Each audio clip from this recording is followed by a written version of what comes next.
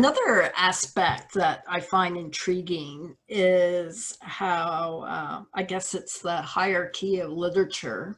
And I imagine that you bore the brunt of that a little bit writing romance novels. And can you talk about that a little bit? Yes, people, and with romance and genre fiction in general, sometimes readers, etc., look down on the different genre fictions. And as I may have mentioned, I had I guess not really a good friend once say, "When are you going to write a real book?" And this is after 30 or 40 books. It's like, Hello. I did write a real book. It's like these are real books, and they're good stories, and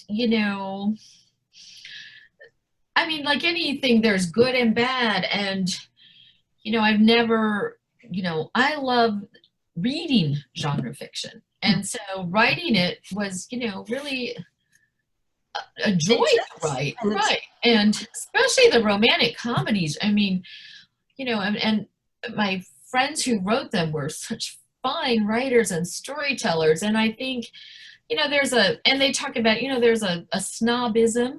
Mm-hmm. And also they're mostly, often written by women. And there's that piece of it, goes all the way back to Nathaniel Hawthorne, way back, talking about that scribbling mob of women writers. There's always sort of it's a frivolous activity. Right. So I think that, in my mind, I've written my real books, and they're good books. And people have a certain snobism toward different things, which is unfortunate. And I'm always, if you read, I'm always like, my snobism is when I find out people don't read. It's like, I don't care if you read a cereal box, pick up a book and read. I think, it's funny, actually, now that you mentioned that. In particular, I remember way back when the kids were in elementary school, and boys in particular who are sometimes slow to be readers. Mm-hmm. And I remember I was involved in a peer tutoring program, and a lot of the parents would come up and ask, how do I make my kids read? And I would say, well, let them read whatever they're interested in. Mm-hmm. And but they would say, but all they want are like the genre fiction of what's that series, Goosebumps. Oh yes, but those are great. Or Captain Underpants. Right. Yes. And the parents would be scandalized, like, this isn't literature for kids. Right. This is not kids lit. And I said, they're books. They're wonderful. They're funny. I've read them. I love Captain Underpants. Yeah, Pilkey. I know. What's wrong? What's wrong with this type of fiction? If it engages the reader, you've captured that person's soul. Mm-hmm. And there's so much to be learned. And so many great characters and situations. And that's how we make sense of our world, That's such a good way to put it. You capture the soul, you touch, you resonate. The Magic Treehouse, they go back in history and they have these adventures and they meet historical figures and they go out of their world. And it's like, it's not, great literature, but they're reading it and they're relating to the characters. And as long as they're reading, that's all that matters. That's all that matters. And you can't, literary snobism is a real problem, I think, because you need to, yes, there's, crap and everything, but there's such good things in so many different things. And if kids are reading, if you can read, you're never bored. Exactly. I mean, my mother used to she always had a paperback novel in her purse, and she'd take it to like sports practices of my brother, sometimes to the games, and my father would be like, I don't think so. But if you have you know, if you have a book, you're never bored. Mm-hmm. Or Mm-hmm. an audiobook, or you're reading on your phone, whatever nowadays, as long as you're reading. Mm-hmm. Yeah. Mm-hmm. Absolutely. Mm-hmm. Yeah. Yeah. It's wonderful. Mm-hmm. So, how do you see moving forward? We touched on it a little bit about maybe playing around with social media. But do you see yourself evolving back into creativity in some way? Or do you think you'll play in another area, do something completely different? I, when I was young, I was a fan, because my mother was a writer, books about women who were writers and had families. Like, Please Don't Eat the Daisies, which is very dated, but I mean, that's my era. Yeah. Shirley Jackson and Life Among the Savages. Oh, I'm trying to think of the others, but you know, I always liked that kind of book. And I actually blogged for a very long time and gave it up, stopped, and then thought about starting. And I play around someday with the idea, with those snippets of writing something about, you know, the third, what act are we on? The third act, you know, being a caregiver, Mm. you know, what it's like, you know, in a humorous light, because finding the humor, I don't know. You know, I always, one thing, my mom wrote lots of short stories when she was, for money, when she was writing. I've often thought the genre that I've never been very good at is short stories. And I've often thought, well, maybe I should write a short story or two. I mean, I don't, you know, I have so much paper because I keep electronic files and I keep paper files. I'm a piler. When I used to be under deadline, I'd have 50 piles of the different characters. And I often think, you know, do I want to do something someday with some of this? So I hang on to some of the piles, I recycle some, you know, but I'm not sure, because right now I'm sort of, I beat myself up for so long that I wasn't doing it. And I realized I didn't want to. And so now I think maybe someday I might write something. But if Mhm. I don't, I'll continue talking about my mom on social media, and that's okay. Absolutely. Yeah, I'm just Yeah. not sure.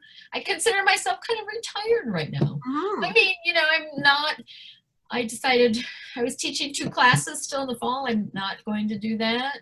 I'm, you know, I write social media posts and that's about it. And I think there's that too. I've stopped saying to myself, oh, you should be doing this, because I'm taking care of my mother. I have some great neighbors who help with caregiving, who are skilled nursing professionals. It's sort of like, it's okay to be doing this right now, I think.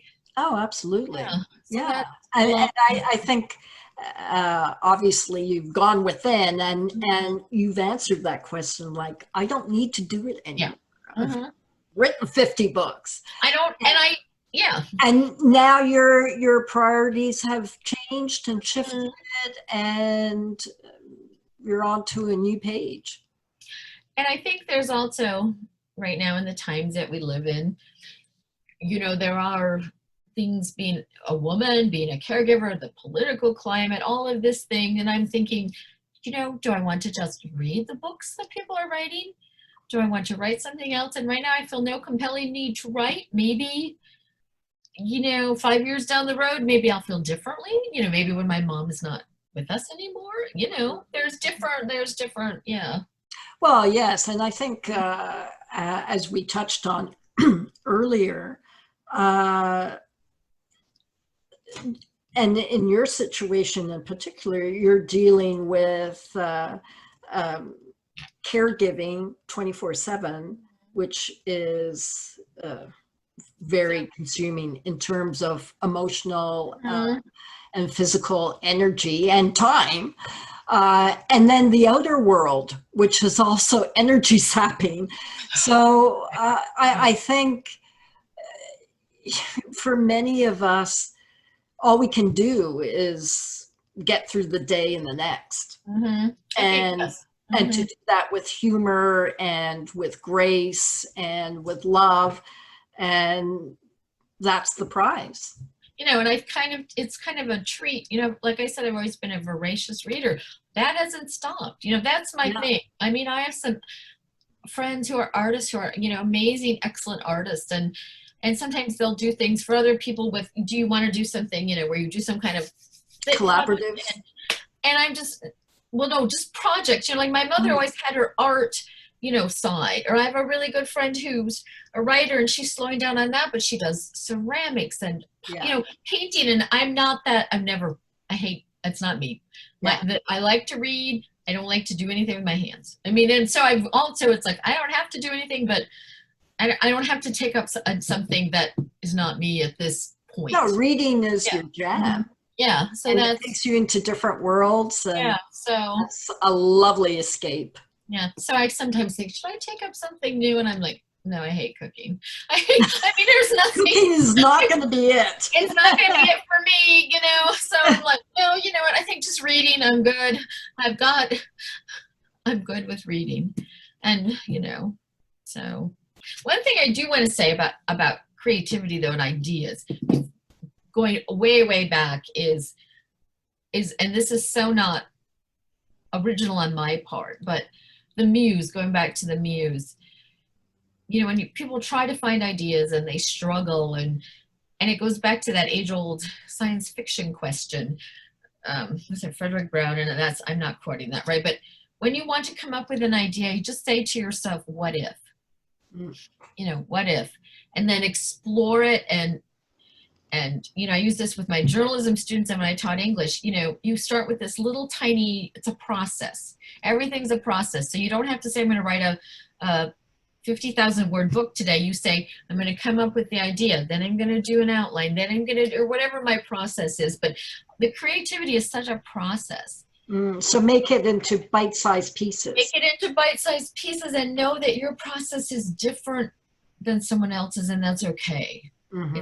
That's such a, this, but everybody approaches things differently. And if you try to make your process fit into someone else's, it's not going to work. I don't. Even as you said, between mom and daughter, your mother was a morning writer, you were an afternoon writer. So we all have to find the time, the place, the atmosphere, the environment that engages us. And I was always, plot interests me. I like good characters, but she always said she had the magic touch with characters. I just didn't feel like I ever.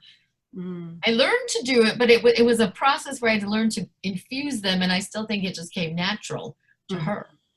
So, interesting. So it's a different, everything's a process. And some people are lucky, like Margaret Atwood. She has her little cave she goes into. She closes the door and she doesn't see anybody until it's done.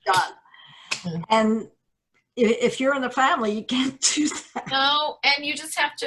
And also, I suppose that's another thing too. Like I've worked, and my mother worked. I think when you have a family, you learn to work around chaos. You learn to, like we were talking about, you carve out those moments. You just, whether you're doing it again as a deadline thing or you just want to write and get something down. I'm pretty good at I can work when there's chaos. I used to be able to. Who knows? I don't work, so who knows now? But, or like because life is not always going to have that perfect moment where it's perfectly quiet. The kids are happy, no one's bleeding. That kind of thing. It's like parenthood, right? Yeah. There's no good time to have a child. It's always going to be chaotic. So, and that's a given. Yeah. So, I'm fortunate I could do that. Some people have to have, though, complete quiet, and that just is what they need. Yeah.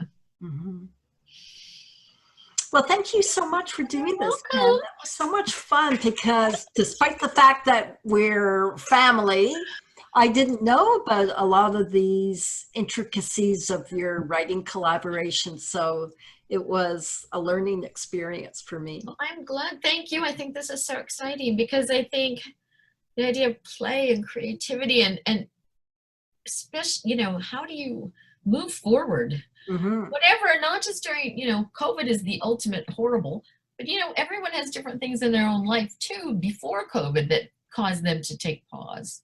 Absolutely. Absolutely. This is just, And I think the thing, as we mentioned, is to look outside the bigger box and think of the very many different ways you are creative and playful that you're not really aware of.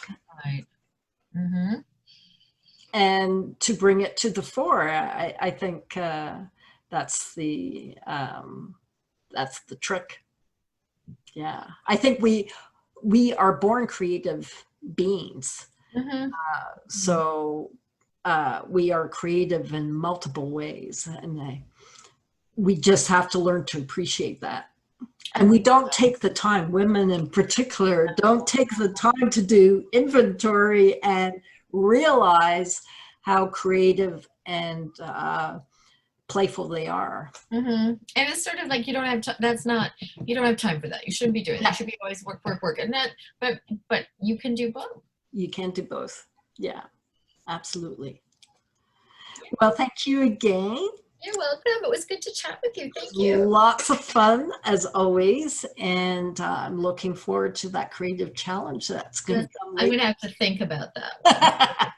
And actually, you was thinking you missed your calling as a journalist, so you might think about that. There you go. There you go. There you go. I mean, you might. I never had that one calling that you had. Well, and journalism was there as one of the many options. Right. That I did not follow. Yes. Well, I'm going to think of a creative challenge for you. We will chat again. Wonderful. Well, thank you so much. You're welcome. Thank you. I'll talk to you later. Absolutely.